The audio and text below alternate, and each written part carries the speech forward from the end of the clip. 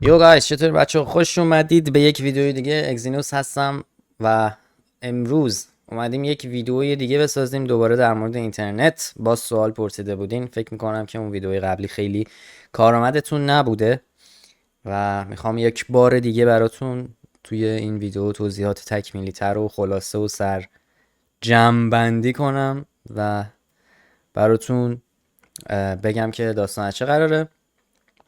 مخصوصا برای اونایی که گیمر هستن، اینترنتی که مناسبشونه رو میخوام توضیح بدم. لایک و کامنت و سابسکرایب یادتون نره، حتما چنل رو سابسکرایب کنید، لایک کنید و به بک‌گراند زیاد توجهی نکنید، چون میشه گفت دوباره از صفر شروع کردم و فعلا هستیم، زنده ایم هنوز تا حالا بک‌گراند جدید و خفنی بچینیم و پیش ببریم.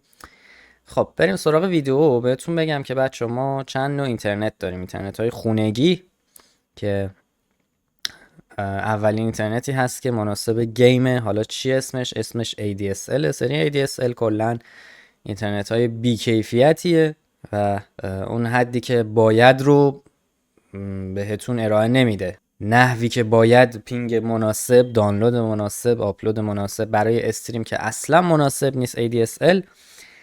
و شما باید یک اینترنت دوم داشته باشید اگه اینترنت ADSL دارید، که اون ADSL تون رو بذارین برای گیم و اینترنت دومتون رو مثلا برای تولید محتوا، دانلود، آپلود و از این قبیل. که اینترنت ADSL تقریبا میشه گفت تک کاربر است برای گیم اگه بخواید در نظر بگیرید. یعنی چی؟ یعنی که فقط یک نفر میتونه باش درست گیم بزنه، مثلا اینکه 4-5 نفر بریزن توی اون اینترنت و دیگه اون عملکرد جالبی رو نداره که انتظار میره ازش. و اینترنت های دوم اینترنت های VDSL هست که با سرعت بالاتری داره، دانلود و آپلود بالاتری داره، مثل خود ADSL هست ولی خب یه مقدار پیشرفته تر، پینگ نرمالی داره، پینگاشون تقریبا برابره ADSL و VDSL.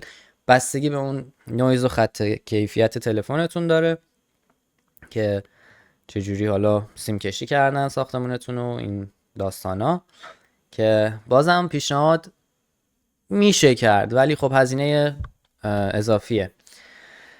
و اینترنت هایی که اینترنت سیار هستن، اینترنت مودم سیار مثل ایرانسل و اینا، موبیل نت و این داستانا، اینترنت های خوبی هستن ولی میگم به درد اینترنت گیم زدن و اینا نمیخوره.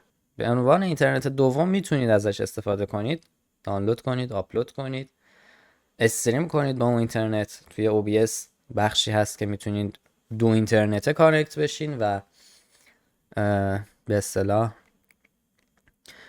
کارتون رو راه بندازین برای استریم و تولید محتوا این داستانا. یعنی اینترنت ADSL تون رو مثلا بزنین برای بازی و اینترنت اون سیارتون رو باش مثلا استریم کنین، فلان کنین، آپلود کنین، تولید محتوا کنین، این داستان. و اینترنت های پوینت تو پوینت که من یه مدت تقریبا یه 7-8 ماه 1 سال داشتم. خیلی اینترنت خوبیه، دقیقا میشه گفت مثل خود فیبره، به صورت یک امواجیه بچه ها. دو تا دکل هستن که پوینت تو مولتی پوینت و پوینت تو پوینت. پوینت تو پوینت که در واقع بهتون نمیدن، برای شرکت های تجاریه. پوینت تو مولتی پوینت یه دکلیه که به چند تا در واقع دکل اینترنت ارائه میده و شما به یکی از اونا وصل میشین و مستقیم امواج رو از اون دکل دریافت میکنید و خیلی استیبل تره. پینگش توی گیم توی میدل ایست تقریبا بین 50-60، 48-50، مثل فیبر تقریبا، با این تفاوت که فیبر حالا با سرعت نوره، این با سرعت امواجه و یه مقدار هزینه بر هستش. و عرضم به خدمتتون که اینترنت خیلی خوبیه. یعنی اگه میخواین هزینه کنید، و بهتون توی اون ویدیوی قبلی هم گفتم اگه ساپورت نمیکنه منطقتون فیبر نوریو، میتونید از اینترنت استفاده کنید، خیلی به صرفه است و درسته که حالا یه مقدار هزینه بره ولی خب کارتون رو راه میندازه. در جا میتونید باش هم استریم کنید، هم آپلود کنید، دانلود کنید، گیم بزنید، 4-5 نفر همزمان توی اینترنت باشن. کشش خوب و داره، میتونید قشنگ چند نفری چند کاربر استفاده کنید.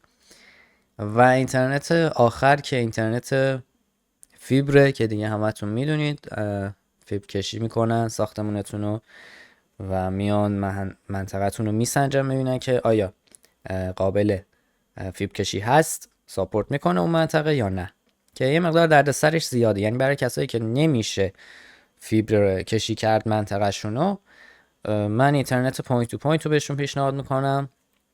البته الان دیگه فکر میکنم اکثر جاهای ایران کلا فیبر کشی شده، ولی خب اگه همچنان منطقتون ساپورت نمیکنه میتونید از اینترنت پوینت تو پوینت استفاده کنید، خیلی به نفعتونه و هزینه‌ای که واقعا میدین دور نریختین.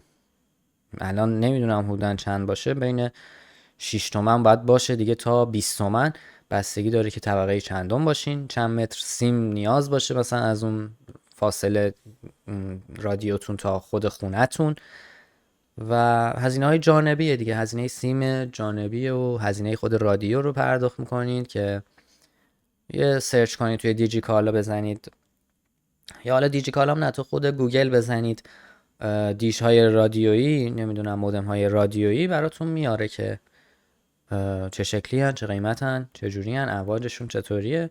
معمولا تا 5 کیلومتر 10 کیلومتر رو ساپورت میکنه و به دردتون میخوره. کسایی که گیمر هستین خیلی پیشنهاد میشه بهتون، تولید محتوا میکنید 100%، و اینجوری نیاز نیست که برید دیگه هم ADSL بگیرین هم یه این مودم بگیرین، دو اینترنت استفاده کنین، درجا میتونین راحت پوینت تو پوینت بگیرین و یه سرعت خیلی بالای 30 مگابیتی رو دارین بچه‌ها، هم آپلود هم دانلود، خیلی به صرفه است و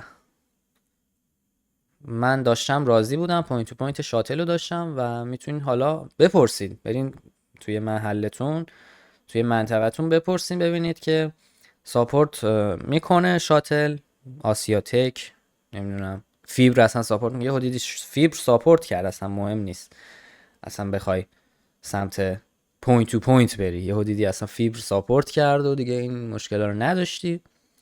و امیدوارم که این ویدیو به دردتون خورده باشه، خیلی مفید و مختصر بود، بهتر از ویدیوی قبلی بود. و سوالی داشتین حتما توی کامنت ها بپرسین، پاسخ میدم، میخونم کامنت ها رو. دوستتون دارم، سابسکرایب یادتون نره، لایک یادتون نره. پس سوالی داشتین توی کامنت ها بپرسین، دوستتون دارم، تا ویدیوی بعدی میبینم تون، پیس.